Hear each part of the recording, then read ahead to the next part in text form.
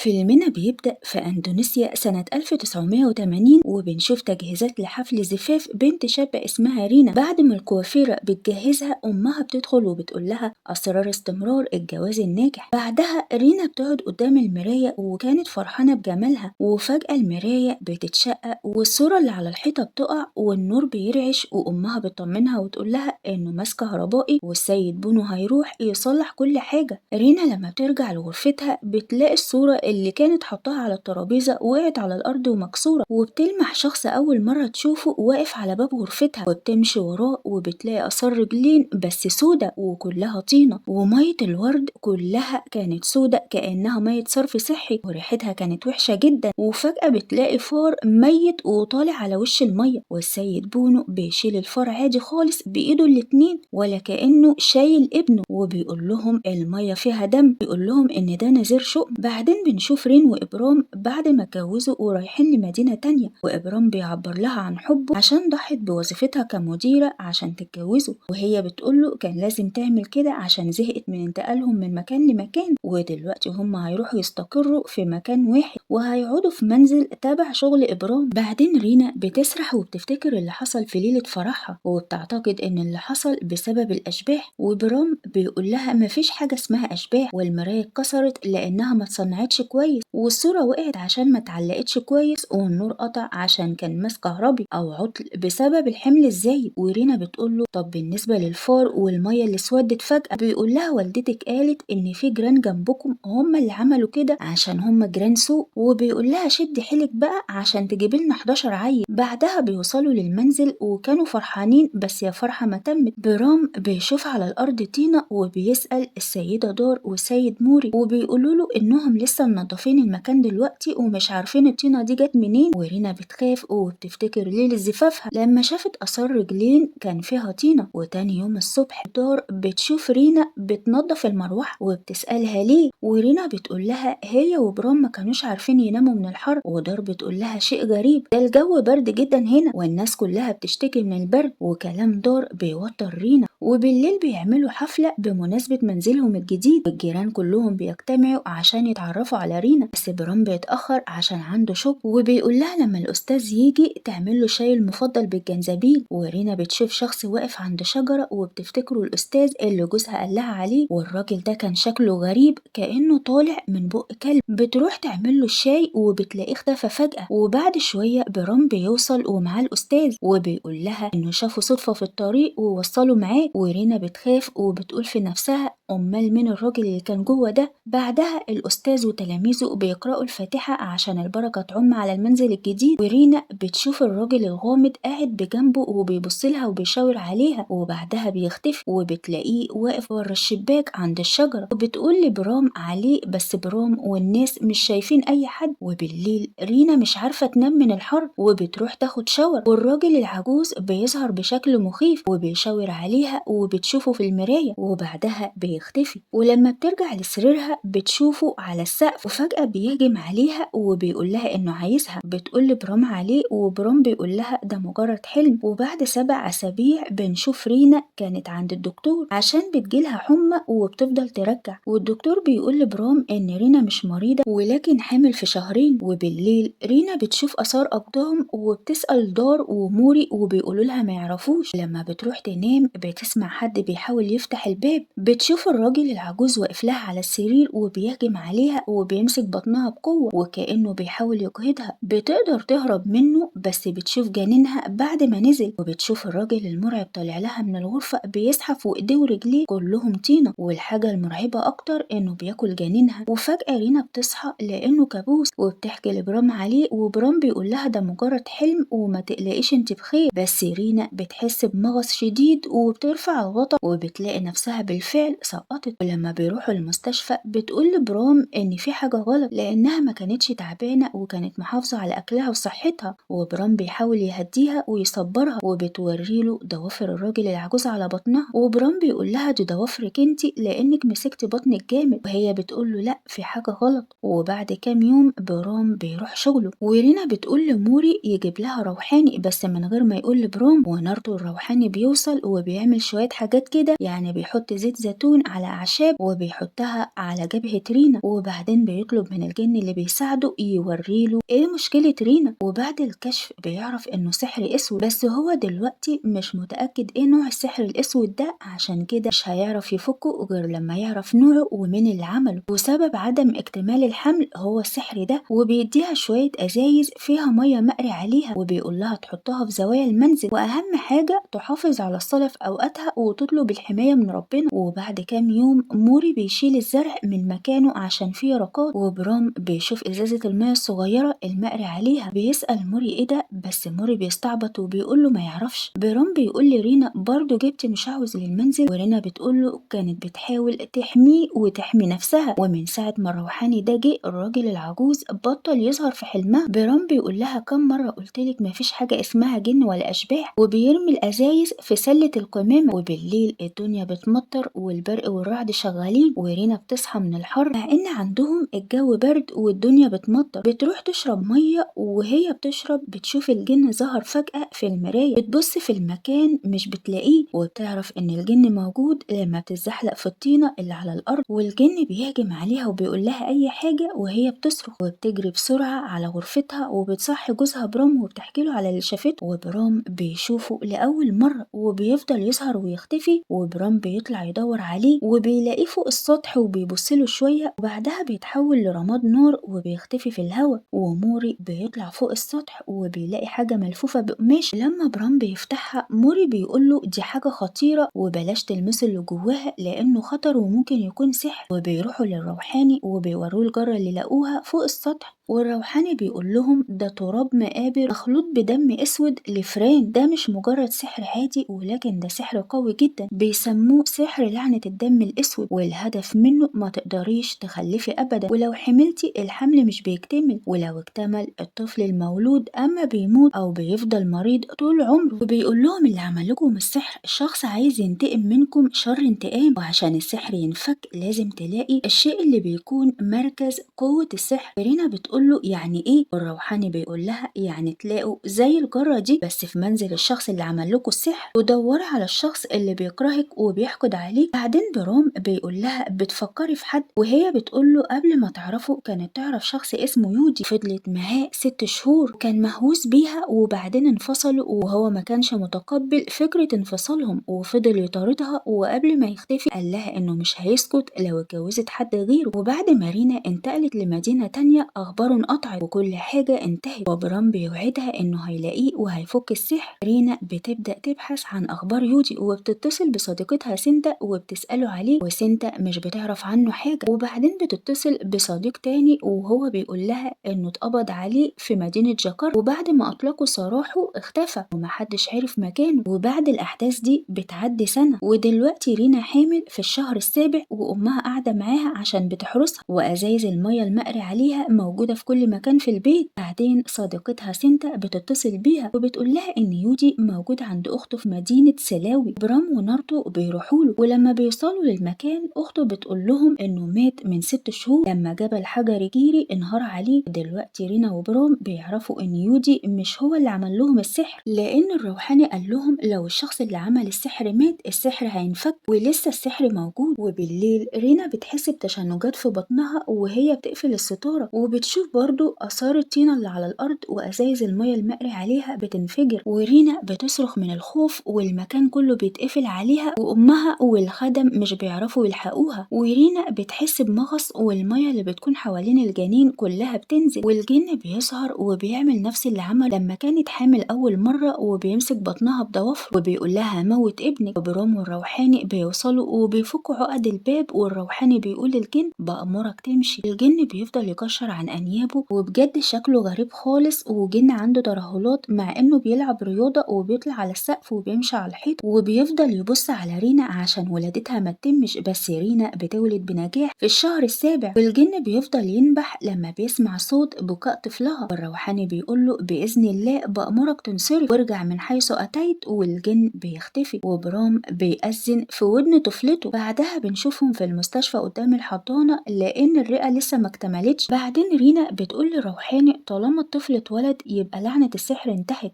والروحاني بيقول لها أتمنى يكون كده، وبيرعبها لما بيقول لها إن اللعنة اتنقلت لدم طفل ومش هينمو زي باقي الأطفال، والجن العجوز هيرجع عشان يخطفها منك في الوقت اللي هيحدده. رينا بتقوله إيه الوقت اللي الجن حدده، وهو بيقول لها مش عارف، ممكن يكون 7 أسابيع أو 7 شهور أو 7 سنين، وبيفكرها لما كانت حامل أول مرة وخد طفلها في الأسبوع السابع، وآخر مرة جه لما كانت حامل في الشهر السابع، والمرة الجاية ممكن يرجع لما طفلها يتم 7 سنين. وبعد 7 سنين بعد ما دوي بنت رينا كبرت بنشوف رينا بتدور عليها ومش لاقياها في المنزل، وبتلاقيها في وسط الزرع وكانت بتحفر في الطينة بالسكين، ورينا بتقول لها اديني دي واحفري الأرض بالمجرفة عشان ما تتعوريش. البنت بتعمل نفسها هتديها لها بس بتعورها، ورينا بترجع للبيت وبتلاقي دوي بتاكل الكبدة نية، بتهديها وتحميها وتنيمها، وهي بتغطيها بتلاقي آثار حبوب على رجلها، وبتفضل هي وبرام يعيطوا من الحزن على بنتهم. وبرام بيقول لها انا هعمل ايه تاني، انا بقالي 7 سنين بدور انا والسيد نارتو على الشخص المطلوب بس من غير فايدة. رينا بتقول له انا كمان دورت في كل عيلتي واصدقائي وبرضه محدش عمل حاجة ومفيش فايدة، وبتفكروا ان بكرة عيد ميلاد دوي وهتتم 7 سنين، والسيد نارتو قال لنا ان الجن العجوز هياخدها بعد 7 سنين من ولادتها. وبرام بيقول لها الروحاني نارتو هيستعين بشخص عنده قوة أقوى منه ومش هيجي لوحده، ده كمان هيجيب ابنه أريو وهيحمونا ويحموا منزلنا. وتاني يوم الروحاني الجديد بيجي مع ابنه وبيطلعوا عدة الشغل، ونارتو بيساعدهم وبيرشوا رز أصفر قدام المنزل في اعتقادهم إنه حصن ليهم من الجن، وبيعلقوا تمائم على البيبان وبيفضلوا يدعوا أدعية ما أنزل الله بها من سلطان. وأول ما الساعة بتبقى 12 كده البنت خلاص تمت 7 سنين، فبتهب رياح قوية والتمائم المتعلقة بتقع والرز الأصفر بيطير، وعتبة المنزل بتسخن وبتولع نار، والشيخ أريو بيطير في الهواء، وبعدين أبوه نارتو بيقول لهم يدخلوا الغرفة ويقفلوا على نفسهم. الجن بيهجم على نارتو وبيخلص عليه بطريقة مرعبة جدا، وبرام كان واقف عند الباب. برام ده شكله هو سبب كل المصايب اللي بتحصل، الباب بيتكسر وبيطير في الهواء وبيفقد وعيه، والجن بيدخل عشان ياخد دوي، والروحاني القوي بيفوق وبيحدف عليه مية مقري عليها وبيقول له مين بعتك، وأريو بيضربه بالسيف المقدس بس مفيش حاجة محوقة فيه، بيفضلوا يرموا عليه مية لغاية ما بيختفي وبيكون رماد. بعدها الروحاني بيقول لرينا وبرام خليكم صادقين وقولوا لي الحقيقة، في حد فيكم مذنب وواحد فيكم مخبي سر عن التاني. وبالفعل برام بيطلع هو اللي مخبي سر وبيعترف بيه، وبيقول لهم ان لما عرف ان يودي مات اتأكد ان موار هي اللي عملت لهم السحر. وبنرجع فلاش باك وبنعرف ان موار زميلته في الشغل وكانوا على علاقة ببعض وهو خاطب رينا، وموار بتقوله ان رينا بتترقى في شغلها وبقت مديرة ومش هترضى تسيب شغلها عشان تتجوز، وبتقنعه يسيبها ويتجوزها هي. وفي يوم بيفاجئها لما بيقول لها انه هيتجوز رينا لانها استقالت من شغلها عشانه، وموار بتتخانق معاه وبتقوله انت وعيلتك مش هتشوفوا سعادة طول عمركم. بنرجع للحاضر وبرام بيقول لرينا انه طول ال7 سنين اللي فاتوا هو ونارتو كانوا بيدوروا على موار بس من غير فايدة، وخد عهد على روحاني نارتو ما يقولكيش اي حاجة. رينا لما بتسمع الكلام ده بتفضل تعيط، هو بيعتذر لها وبيقول لها لازم دلوقتي نعمل اي حاجة عشان ننقذ بنتنا. بعدها الروحاني بيعمل طقوس وبيعرف مكان موار، واريو بيفضل مع رينا عشان يحميها، وبرام والروحاني بيوصلوا لمنزل موار، والروحاني بيقول لبرام يحفر في مكان معين لغاية ما يجيب مجرفة من العربية، بس موار بتظهر وبتضرب الروحاني وبعد كده بتضرب برام وبيفقدوا وعيهم، ولما بيفوقوا بيلاقوا نفسهم مربوطين، وموار بتقوله فرحانة عشان شايفاه هو وزوجته بيعانوا بقالهم 7 سنين ودي بالنسبة لها متعة أحسن من متعة القتل، وكانت لسه هتخلص على الروحاني بس برام بيزقها وبتفقد وعيها، وبيطلع يدور على الجرة اللي فيها السحر وبالفعل بيلاقيها وبيحاول يفوق الروحاني عشان يكمل طقوس فك السحر، بس الروحاني مات. بيتصل بابنه أريو وبيبلغه بوفاة أبوه، وأريو بيحزن جدا على أبوه وبيفضل يعيط، وبعدين بيكمل هو، والجن بيظهر له وأريو بيضربه بالخنجر في إيده، والجن بيردله الضربة وبيطير راسه، ورينا بتخرج من الغرفة اللي سايبة فيها أمها وبنتها وبتشوف بتشوف أريو وهو بيموت،